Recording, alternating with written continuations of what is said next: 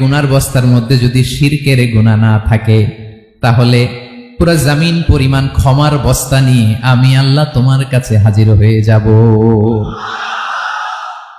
গুনাহ পুরো জমিন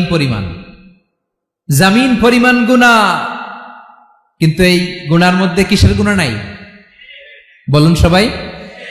তাহলে পুরো জমিন পরিমাণ ক্ষমা নিয়ে আমাদের কাছে হাজির হয়ে যাবে কে? শিরক করবেন? শিরক করলে বাঁচার উপায় আছে? বাঁচানোর মালিক কে? আওয়াজ করে বলেন। আমাদের ইলাহ কয়জন? সন্তান না হলে চাইবো কার কাছে? দারিদ্রতা আসলে ধনাঢ্যতা চাইবো কার কাছে? অসুস্থতা থাকলে সুস্থ হওয়ার জন্য হাত তুলবো কার কাছে? বাতুবাহাতের ভাইয়েরা খেয়াল থাকবে।